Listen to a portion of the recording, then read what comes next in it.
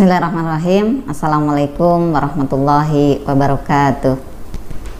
Alhamdulillahilladzi alafa baina qulubina fasbana bi ni'mati ikhwana. Asyhadu an la ilaha illallah wahdahu la syarikalah. Asyhadu anna Muhammadan abduhu wa rasuluhu la nabiyya ba'da.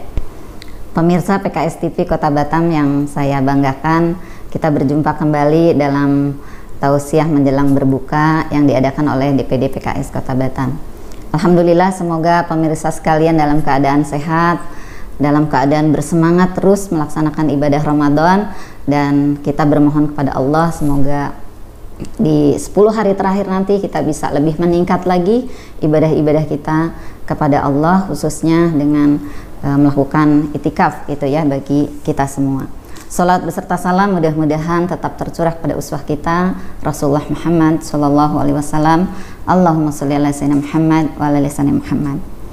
Pemirsa PKS TV, pada sore hari ini kali kedua ini saya ingin mengangkat tema terkait solih secara pribadi dan solih secara sosial.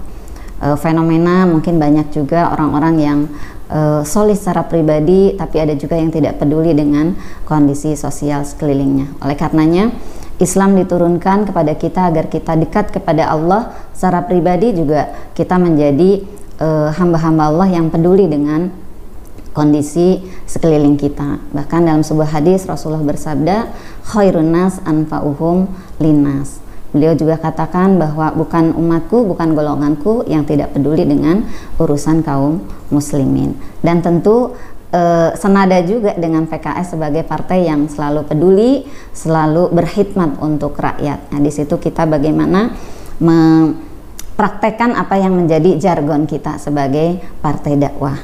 Pemirsa sekalian, dalam Quran surat An-Nisa ayat 36 Allah berfirman, sembahlah Allah dan janganlah kamu mempersekutukannya dengan sesuatu apapun.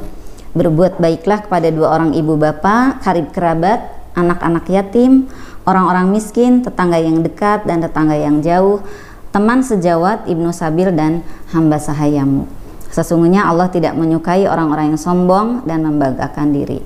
Ya, jadi ada dua hal dalam ayat ini gitu ya, bagaimana Allah memerintahkan kita untuk membangun kesolihan secara pribadi. Yang pertama yaitu membangun hubungan yang baik dengan Allah ya, hubungan vertikal kita baik, yaitu dengan tadi amal ibadah, dengan ibadah-ibadah khusus kepada Allah gitu. Nah, ini juga dalam hadis riwayat Bukhari Muslim, Rasulullah SAW bersabda, sesungguhnya hak Allah atas para hamba adalah hendaknya mereka menyembah Allah dan tidak menyekutukannya dengan sesuatu apapun. Hak para hamba atas Allah bahwa Allah tidak menyiksa siapapun di antara mereka yang tidak menyekutukannya dengan sesuatu apapun. Jadi bagaimana kita meyakinkan ataupun menguatkan keimanan kita dengan terus melakukan amal-amal ibadah kita sehingga keimanan kita bisa terjaga. Di samping itu, kita juga tidak ingin menjadi hamba yang solih secara pribadi, tetapi juga kita ingin memberikan dampak yang banyak kepada sekeliling kita. Bagaimana keimanan kita bisa berdampak kepada lingkungan kita, baik yang terdekat, karib kerabat ataupun keluarga, orang tua gitu ya. Kemudian juga mungkin ada yang punya pembantu ataupun khadimat ya paling terdekat, dan tetangga-tetangga kita. Dalam kedua ini adalah solih secara sosial ya, secara sosial apa yang bisa kita lakukan? Tadi disebutkan dalam ayat tadi, yang pertama menjadi anak yang berbakti pada orang tua. Jangan sampai ada orang yang qiyamul lailnya bagus, puasanya bagus, tetapi hubungan terhadap orang tuanya tidak bagus. Ada yang sampai mungkin berkali-kali lebaran tidak pulang karena ada masalah dengan orang tua.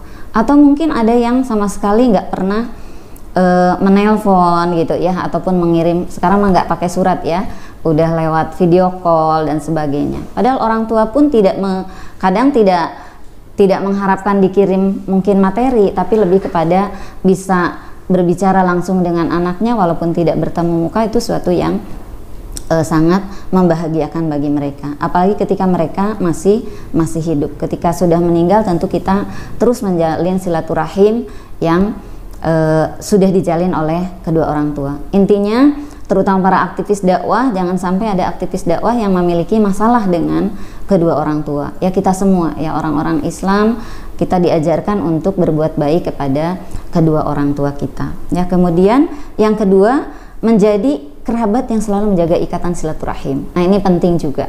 Ya, selain pada kedua orang tua, kita juga menjaga ikatan silaturahim dengan kerabat. Kerabat itu baik itu mungkin adik, kakak, mungkin paman, bibi dan sebagainya yang menjadi kerabat kita. Sehingga ini disinggung juga di bab sedekah ya. Di bab sedekah pun Allah mengatakan sedekah yang paling utama kepada orang tua, kepada kerabat, baru kepada fakir miskin. Nah, ini menjadi catatan bagi kita. Jangan sampai kita sudah aktif misalnya dakwah kemana-mana, tapi ternyata kerabatnya tidak mendapatkan cucuran dakwahnya, tidak mendapatkan efek ya dari dakwahnya. Padahal kemudian kita bisa melihat ketika Rasulullah pertama diserukan untuk berdakwah, yang dipanggil pertama adalah keluarganya, kerabatnya. Dan ini memastikan agar kemudian kerabat kita juga menjadi orang-orang yang mendapatkan dakwah dari yang kita jalankan. Yang ketiga adalah menjadi penolong bagi anak yatim dan orang miskin. Nah, ini di bulan Ramadan ini bulan berbagi, bulan kepedulian, tapi bukan hanya bulan Ramadan ya, tapi di bulan Ramadan memang meningkat gitu ya. Kemudian juga mungkin dalam kondisi berpuasa, rasa empati seseorang juga bisa lebih tumbuh gitu ya. Kemudian yang berikutnya menjadi tetangga terbaik bagi tetangganya. Bahkan kemudian dalam sebuah hadis disebutkan Rasulullah mengatakan, hampir-hampir aku menyangka bahwa tetangga itu bisa saling mewarisi. Saking malaikat Jibril itu sering mengingatkan tentang pentingnya bertetangga ya. Tidak beriman, tetangganya yang tidak aman dari lisan dan tangannya. Oleh karenanya sebagai seorang muslim yang baik, tentu kita, kesolehan kita harus terasa oleh tetangga. Kalau bahasa ininya kahartos karaos ya.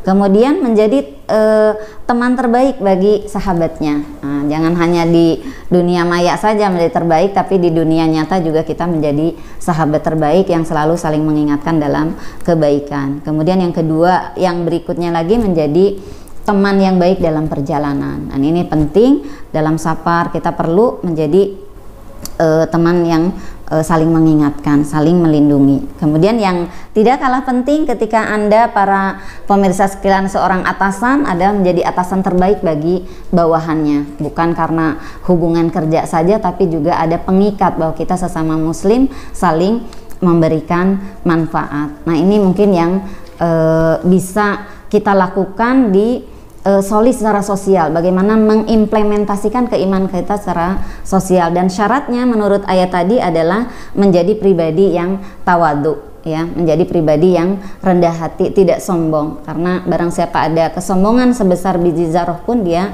tidak akan menyentuh surga. Oleh karenanya penting sekali bagi kita merealisasikan kesolihan pribadi kita yang kita pupuk ya, terutama di bulan Ramadan ini, bisa berimbas terhadap kesolihan sosial, sehingga hubungan vertikal kita berbanding lurus dengan hubungan horizontal kita. Semoga kita dimudahkan oleh Allah sehingga memiliki hubungan yang baik kepada Allah, juga hubungan baik kepada manusia.